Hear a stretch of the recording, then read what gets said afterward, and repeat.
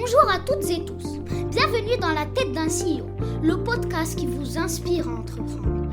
Je suis le petit cousin de Yassine Scali et toutes les semaines nous allons vous proposer une interview exclusive avec de super entrepreneurs.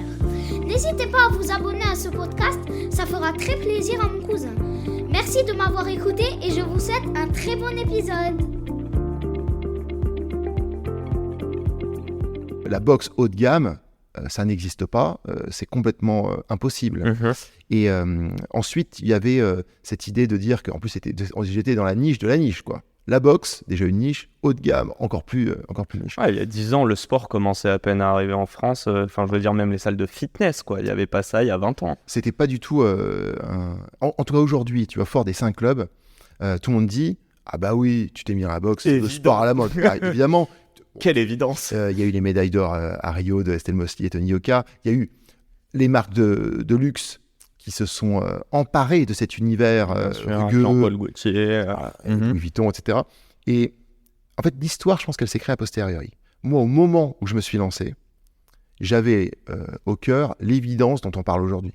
Pour moi, c'était évident. Mais alors, pourquoi c'était tu trembles un peu, évident, du coup, de rester dans ton fond ? Parce que ce projet, j'étais tellement convaincu qu'il devait exister que la part de risque était absolument marginale.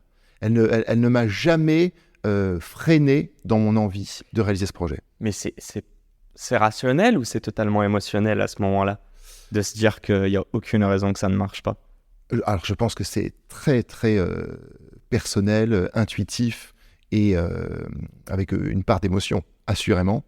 Ce qui compte, c'est de mettre au service de la réalisation du projet cette part d'intuitif et d'émotionnel. Et moi, mes expériences précédentes ont permis de structurer le projet et de le mener de façon très professionnelle et que ça marche. Là, je le raconte avec beaucoup d'enthousiasme et de confiance. Quand les travaux sont en cours, que tu fais tes premiers recrutements, régulièrement, tu te dis mince, est-ce que je suis pas en train de faire un truc qui est compliqué ? Donc c'est sûr que tu doutes, et tu doutes tous les jours. Donc si tu veux tenir le projet alors que le doute t'envahit quand même assez régulièrement, il faut avoir une envie, surtout quand on hyper forte. Doute aussi. Exactement. Tu es papa de 3 enfants. Ouais. J'allais dire qui, mais est-ce que je sais pas, est-ce que quand tout le monde n'y croyait pas, ta conjointe a peut-être Je pense que la famille, c'est le lieu où on te soutient toujours. Et moi, c'est ce que je cultiverai. La famille, c'est ça où elle le voyait pas comme du risque. Énergie. Si vous étiez déjà ensemble. Si, mais en fait, la vie, il faut prendre des risques. Okay. Et pour moi, d'ailleurs, le leitmotiv, c'est prendre des risques et travailler beaucoup. Mais la part de risque est inhérente à un projet ambitieux. Et donc, du coup, ça fait tellement partie du programme que la question de te dire est-ce que je prends un risque ou pas, un peu hors sujet. Ah oui, on va prendre un risque. J'ai entendu il n'y a pas longtemps quelqu'un qui disait il y a un jour, je me suis dit en fait non, en tant que CDI, je vais arrêter de bosser comme un fou pour réaliser le rêve de mon patron. Est-ce que c'est un truc que tu as ressenti ou pas du tout ? Pas du tout. Pas du tout, ok. Ouais, je pense que la vie, c'est des projets. Quand j'ai travaillé pour les dirigeants d'Unibail ou pour le fonds d'investissement, je l'ai fait avec full plaisir. Tout mon cœur, toute ma loyauté. Et puis j'ai travaillé énormément. Et j'ai appris énormément et je l'ai fait avec... j'ai appris beaucoup. J'ai eu du plaisir professionnel. Donc, il est tout à fait possible d'avoir une vie professionnelle épanouie sans être entrepreneur. Par contre, l'entrepreneuriat, moi, c'est une voie qui aujourd'hui me correspond parfaitement. Donc, c'est une invitation... Mais pas il y a 10, 15 ans, forcément. Pas forcément, exactement. Okay. Il y a un moment, et moi, je pense qui a été le déclencheur, ça a été le projet. C'est que ce projet-là, il fallait que je le réalise pour qu'il existe. Donc, c'était une injonction de lancer ma propre entreprise. Alors, il y a 2 choses. Il y a lancer sa boîte, donc quitter son secteur, enfin sa situation plutôt.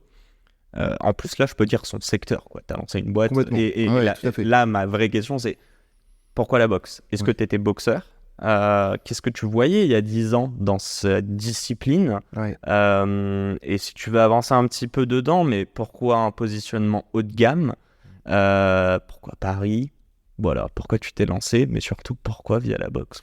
Et alors, le paradoxe, il est d'autant plus fort que je te racontais que j'étais très cérébral, très studieux. Donc, du coup, c'est une image qui parfois peut paraître détonnante pour un sport qui a une image de violence, de rugosité. Moi, justement, je pratiquais des sports de combat parce que j'adorais. Donc, t'en pratiquais, ok. Ouais. Et parce que j'étais très attiré par le fait de me fixer un challenge d'aller hors de ma zone de confort. Ok. Donc, dans le club que je fréquentais, j'étais le seul qui venait en costume, qui mettait ça. Tu vois, il y avait une espèce de différence et j'adorais me dire que j'allais en dehors d'un chemin un peu tracé. T'aimais l'être le underdog? Voilà, il y avait quelque chose comme ça. Les gens te voyaient et se disaient alors lui, c'est sûr qu'il est nul, et en vrai t'arrivais, tu sortais les crocs. Ouais, et avec beaucoup d'humilité, les clubs que j'avais fréquentés, il y avait des boxeurs extra, et moi j'étais un boxeur loisir qui mettait beaucoup d'énergie et son cœur, mais tu vois, il y avait une immense différence. Bien sûr. Et l'enjeu, c'était que ce qui était à l'œuvre, tu vois, le fait d'être confronté à une forme d'agressivité, de violence, du combat, waouh, c'était une émotion hyper forte, et j'avais envie de l'embrasser, c'est-à-dire d'être à l'aise avec ces situations qui parfois sont inconfortables. Ouais, j'imagine. Donc moi, je pratiquais la boxe avant de créer le temple. En revanche, je n'ai jamais réussi à amener durablement mes amis à l'entraînement avec moi. Ah, c'est intéressant ça. Donc en fait, on y allait, et alors il y a eu plusieurs choses, mais... Et ils revenaient pas, quoi. Alors, par contre, en dîner, ils disaient « Ah bah ouais, je boxe avec Cyril, c'est super sympa. » T'es venu une fois. Je dis « C'est marrant. » Donc ça a attiré très fort. Ça a créé un côté glamour de revendiquer la pratique de la boxe. Et en fait, ça ne marchait pas pour deux raisons. C'est que tous les cours de boxe, tels qu'ils étaient proposés il y a 10 ans, il y avait toujours à la fin du cours du combat. Donc en fait, quand tu n'étais pas à l'aise avec cet exercice-là, c'était hyper inconfortable. Et tu pouvais tomber sur des partenaires d'entraînement qui ne te ménageaient pas, qui te secouaient un peu. Donc hyper désagréable. Et ensuite, des vestiaires très sommaires. Donc... t'as pas, pour des questions de pudeur ou de rapport à l'hygiène, tu dis alors moi je prends pas ma douche ici. Ouais, t'es pas en confiance. Et donc du coup, il dit j'y retourne pas, tu vois, c'est trop, c'est violent, et 2, c'est sale. Donc moi, bon, j'étais ok avec ça à l'époque, et c'est un voyage aux États-Unis qui m'a fait découvrir une autre façon de faire de la boxe. Et c'est la fin de cet épisode. Si cet épisode vous a plu, n'hésitez pas à nous soutenir en nous mettant 5 étoiles sur les plateformes, en vous abonnant évidemment et en nous laissant des commentaires. Hâte de vous retrouver la semaine prochaine. Ciao!